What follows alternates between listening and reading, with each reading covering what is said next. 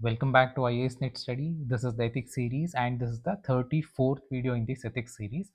We have finished 5th unit, moral philosophy. Now we are going to discuss the 6th unit, ethics in public administration. The 6th unit and the 7th unit, one thing you need to focus here is most of the topics we are going to discuss here, it is related to polity, it is related to public administration. But the thing is, you have to integrate the concepts of ethics, the values, morality, all these things, ethical guidelines into the topics of public administration. In the examination, yes, questions will be from a perspective of public administration only, but you have to answer it from an ethics perspective. You have to add ethical dimensions to your answers. So that's where the transition from ethics to public administration, and we are blending ethics and public administration here in the 6 topics here. So let's get into the discussion of this. And see, before entering into the core topics, what I'll do is, there are 3 topics you need to understand. First is, why do we need ethics in public administration? And then we are going to discuss what is the status of ethics in public administration, and especially what are the factors that is going to influence status of public administration in our country. And we are going to talk about problems of ethics or values in public administration. See, these are the basic understandings. Once we understand these basic concepts, then we are going to discuss about the ethical dilemma, and very precisely we are going to talk about conflict of interest and how to manage and how to resolve also the various approaches we have studied in the first unit: the deontological method, utilitarian method, rights approach method, common good approach. All these things are going to be used to resolve the ethical dilemma or conflict of interest. See, solving ethical dilemma is quite important. If you understand this, it would be easier for you to solve the case studies also. Then we have a concept of ethics in international affairs, ethics in international funding, ethics in international trade. That also we are going to finish, and finally we are going to end the discussion of this topic with corporate governance. So these are the topics we are going to discuss under ethics in public administration. So let's get into the discussion of this. Initially, let's focus on these 3 topics: why do we need ethics in public administration, what is the status, and what are the problems. Now the first question is that, why do we need ethics and values in public administration? See, we already have constitution has a very strict framework, and you have to follow that. And we have statutory laws by parliament, we have regulations, we have rules, and there are so many constitutional bodies, there are so many statutory bodies, even independent bodies, and even NGO also scrutinize the works of public administration. And we have a uh, strong media, and also the presence of social media. They are also going to question the working of a civil servant or a public administration. We have all these things, but on top of it, what is the necessity of ethics, what is the necessity of values in public administration? That is the question. See, even though we have constitutional framework, we have a statutory laws, everything, even if you have to give a signature in particular file, you have to follow some rules and regulations, that you know. But even beyond that objectivity, there are discretionary powers, and this discretionary powers, if I am a civil servant, I have that complete control over these kind of situations. Now the question is that, how do you handle this? See, if I am ethical by nature, if I have the factor of honesty, if I am a factor of integrity, if I am truthful, then I am not going to misuse my discretionary power. Even if nobody is watching, I still be honest, I still be integrated to rules and regulation. So in order to not to misuse these kind of discretionary powers, if I have ethics, I don't need the external vigilance, I am accountable to my conscience. I don't want to be corrupt, I don't want to misuse the resources. So what is the factor? I have the factor of integrity. When I have that integrity, I am answerable to my conscience, that I am honest person. So discretionary powers, in order to handle this, in order not to misuse the discretionary powers, we need ethics. And the second reason is, again, there are laws, a number of laws, constitutional bodies, regulatory bodies, all these things. We have committees, everything, parliamentary committees, everything. But even beyond that, there are loopholes even in these established bodies, established laws, and even constitutional framework also. Some of the terminologies are very vague. Even if you go to the judiciary, it is going to take years and years to get into a final conclusion. So if I am intelligent, I am a civil servant, I know all about it. So if I am intelligent, if I use these things for the wrong reason, then I can misuse my power. I can manhandle, I can not manhandle, I can misuse my authority also. So in order to ensure no misuse or not improper utilization of whether it is public funding or authority, ethics is quite important. If I have these foundational values, I make sure that not only me, say I'm not going to misuse in the discretionary power, I realize that if I have ethics, I'm not going to misuse it. But in the loopholes, one thing I am not going to misuse, at the same time I make sure that even in my office or even other people, they can also not able to misuse these authorities or these loopholes. So this is the second reason. So that is the reason we need ethics. And there are resources, public resources, financial resources, natural resources. I have that authority to handle all these things. If I'm not, if I don't have these aspects of ethical values, then either I can mismanage it, whether, see, either overutilization happens, underutilization happens, or mismanagement happens. If I have this ethics, even excellency is also one of the ethical values. Hard work is an ethical value. See, if I have these kind of values, excellence, hard work, commitment, dedication, then I make sure that the public resources, whether it is natural resource or the financial resource, these resources are not misused, these resources are properly utilized for the public services. And then the next reason is that, see, however the best rules and regulations are, but still there are certain situations where conflict of interest arises. We are going to have a discussion on conflict of interest. I'll just give you the brief understanding. What is conflict of interest?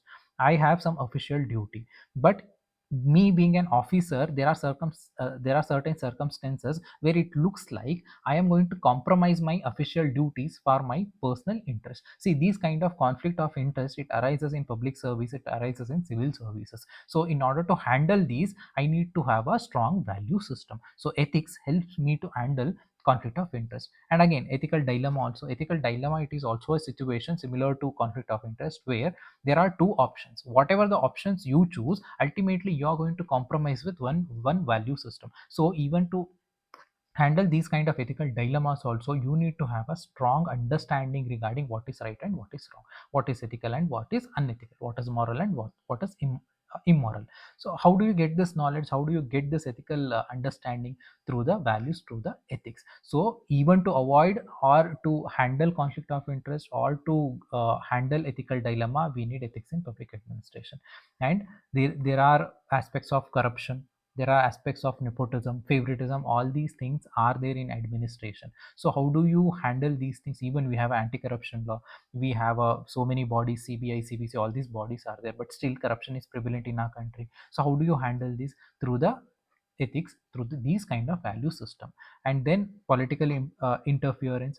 Of course, political interference is a very big factor in entire, not only in India, entire world. Political interference is there in public administration. In order to avoid this, there are values. Values is the impartiality, non-partisanship. These are some of the neutrality. These are some of the value system. If me being a public servant, if I inculcate these values, then I am not going to be influenced by any political manipulation. So now, what is the necessity? Again, values of impartiality, value of non-partisanship, value of neutrality. So these are all nothing but foundational values. So these are some of the reasons that tell you why do we need ethics in public administration. So the answer, it is like 6 points have been mentioned here. I think this would be enough. Even if the question comes in the examination, these 6 points are enough. And write examples to why do we, for the question of why do we need ethics or value system in public administration, right? Because the thing is the same, this why do we need necessity of ethics, it's there in the second unit, it's there in the third unit, again in the sixth unit also it has been repeated. So the thing is, even the questions, the two times this particular question was asked as a sub question. So keep these things in mind, in your mind. And also you should be having that question mark also in your preparation also. Why do we need this ethics? What is the necessity of ethics in public administration? What is the necessity of ethics in civil services? So in order to get that answer, go through with these points, right? Now we are done with why aspect here. Now let's talk about the status. uh, Before enter into the status, there are some slides I'll go through with the slides. We talked about why do we need ethics in public administration. Now even second ARC also talked about ethics in public administration, especially fourth report talks about ethical values, morality in public administration. And the fourth report of second ARC talks about ethics in governance. And here it mentions that no organization can go through a long distance without embracing ethical behavior. It is must and should. Not only restricted to public organization, even private institutions also, values are very much necessary. It in just about every area of society, there's nothing more important than ethics.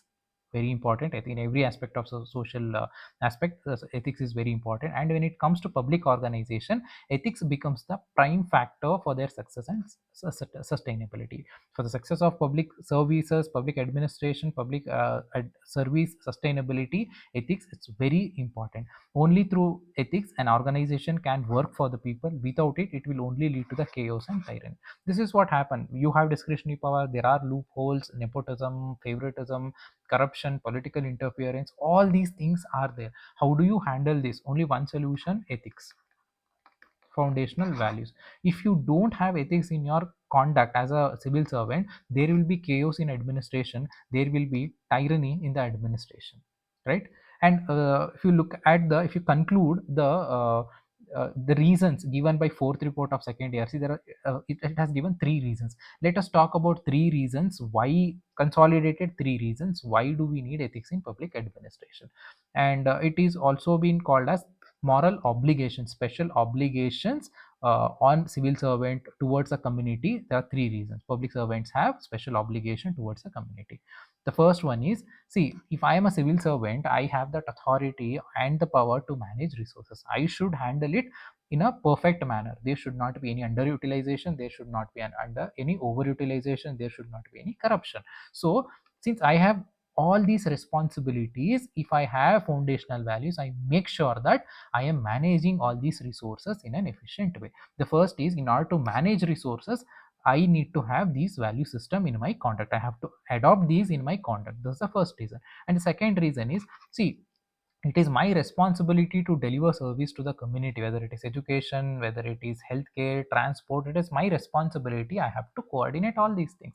So here, now I am giving the essential services to the people. So in order to deliver these services, if I have these foundational values, if I have the commitment, if I have the value of hard work, discipline, and excellence, all these things, my I make sure that all these services are delivered to the people in an affordable way, through an accessibility factor. There is an accessibility factor to it. And the third reason is, whatever decision I take, it is not only going to impact me, it is going to impact the people in that entire community. So the reach of my actions, reach of my decision, it is very huge. So in order to ensure that whatever decisions I take, whatever the actions I take, it is ethical, it is legal, and it fulfill all constitutional obligations. These ethics are very important. Ethics, I mean to say that these foundational values are very much important. So the public servants, they make important decisions that affect all aspects of the community life. The community has right to expect that their public servant functions honestly, effectively, efficiently, and open mindedly. So these are the three core reasons which are supported by second ARC Commission fourth report, ethics in governance, right? So we talked about we why factor. Why do we need ethics in public administration? That we have finished.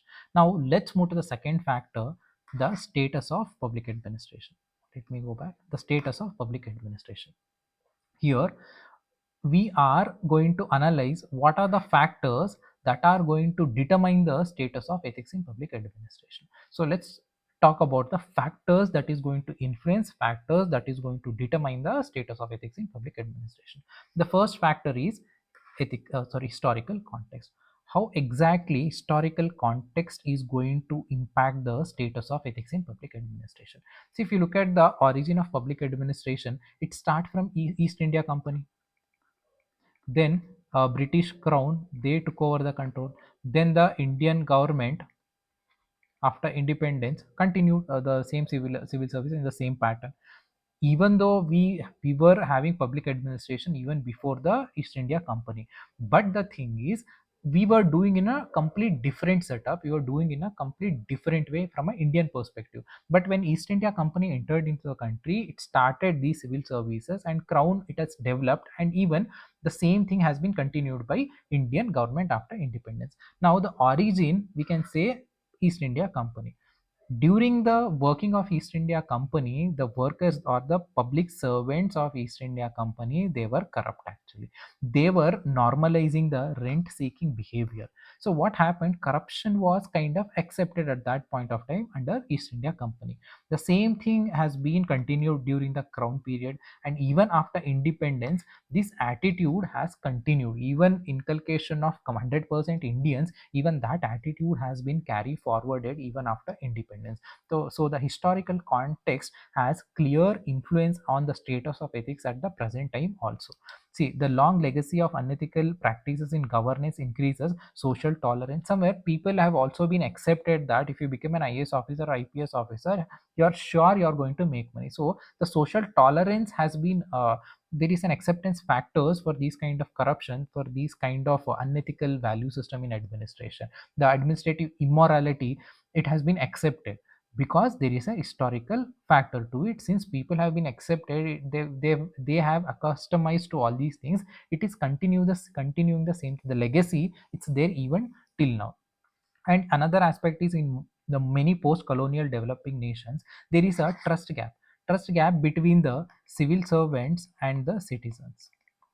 See, civil servants are usually, they are the connectivity factor between political representatives and the citizens. Now what happens, this gap is extending between the civil servants and the citizens, especially the post-colonial world, the developing countries after colonization, who got countries those got independence. These set up in these kind of developing countries, the attitude, the gap between citizens and the administrators, it is increasing. When there is a gap, when there is a huge gap, there is no accountability factor. Accountability is one among the ethical values, responsibility is one among the ethical values, responsiveness is one of the ethical values, where we are not seeing accountability, responsibility, responsiveness from a public administration. So here there is a lack of ethical values, lack of moral values can be seen. And what is the reason? The reason is that historical context. So the first factor is historical context, and the second factor in our country is legal judicial context. One thing, legal context, is that we have to have a very strong unbiased law. That is there in our constitution, statutory laws, no compromise. It, the factor of equality is there, and the everybody is equal in front of the law, very strict laws, all these things are there, law is there. What about this implementation factor? It is not up to the mark.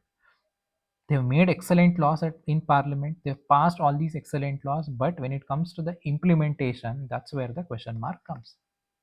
Implementation is not there.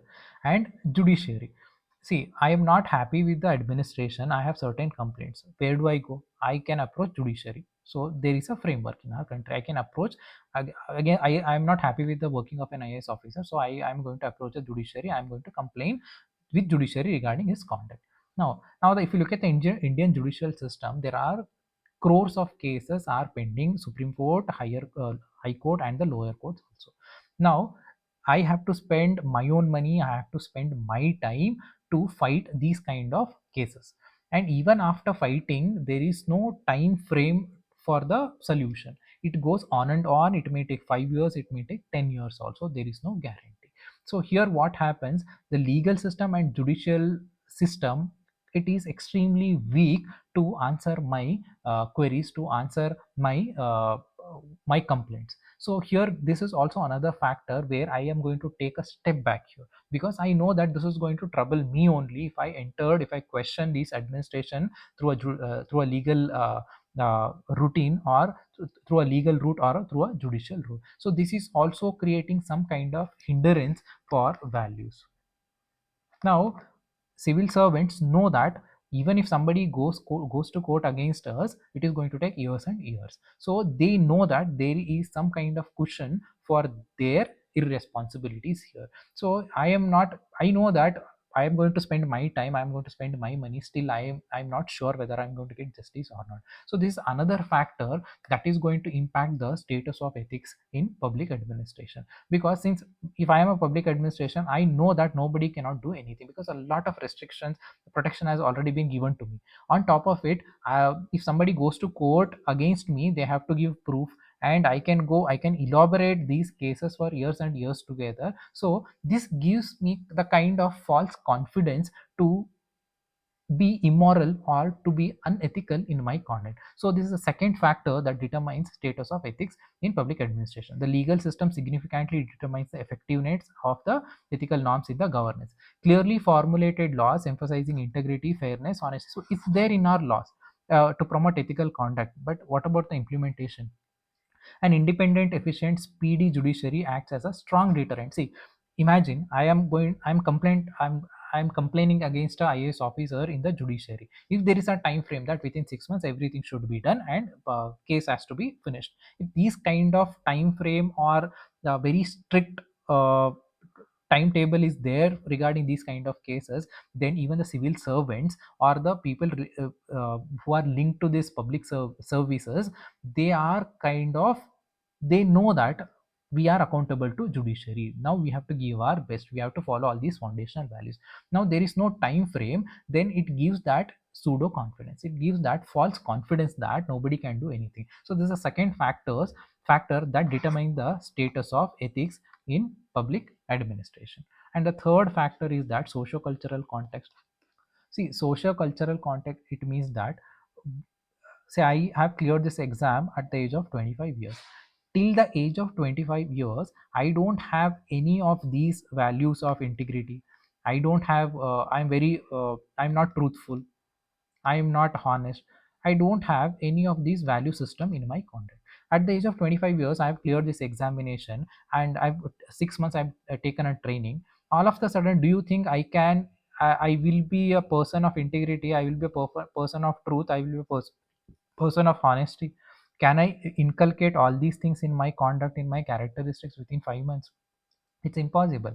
I still will be the same person who tells lie, who is dishonest, who is not, don't have that factor of integrity. So here what happens, in order to have a strong ethical administration, even the family, education, the society, the religion, culture, everything comes into the picture. If my family ensures these value system at the household, that is going to be strengthened in my through my education, then that is going to be enhanced in my social conduct, in my the environment, people around me, they are going to make sure that my conduct follows these ethical norms. See, when my family is not ensuring these values, my education system is not ensuring value, my culture is not ensuring this value, definitely I am going to showcase negative values in administration also. Again, the socio cultural concept, this is going to impact the status of ethics in administration. And then political context, whether it is a democracy, whether it is autocracy, or the kind of political ideologies the political parties are following, all these things have a very significant impact on the status of ethics. Whether it is a democracy, then your value system, they're different. There is there will be values of tolerance, there will be values of acceptance, there will be values of inclusivity, all these values are there. But if you are at autocracy, the value systems will be different. If you are in a uh, complete dictatorship, then your value systems are different. Discipline, obedience is the value system. So even the political context of a country and the value system changes from these political setup to another political setup. So this is another reason where the status of ethics in public administrations, it is going to be influenced. And then we have economic context, economic setup of a country, whether it is a capitalist country, whether it is a socialist country, then also the value system changes. That has a significant impact on the status of ethics in public administration. Or if there is a very high, the low level of economic development, of very high inequality or very high unemployment, very there is a insecurity at the social level, these unemployment, high level of unemployment, high level of all these things are inequalities. If there is high level of inequalities eventually this is going to tempt individual to compromise with ethical standards. I'm not telling that every person who is have experiencing these inequalities are going to be corrupt, all these things. No, I'm not talking about it. It may tempt individual to compromise ethical standard for survival, because survival is at the basics.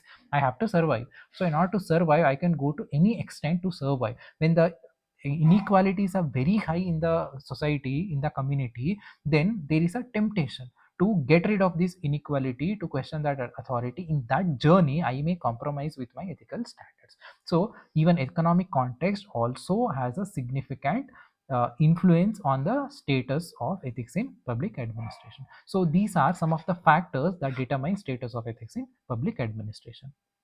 I think this is it for this video. In the next video, we are going to discuss the problems of ethics administration. In this video, we talked about why do we need ethics in public administration, and we talked about status, and especially the factors that influence or determine the status of ethics in public administration. So thank you for listening. Have a good time. I'll see you guys in the next video. Please subscribe to the channel, like the video, and please leave a comment, so it helps me to increase my reach of these videos. Thank you.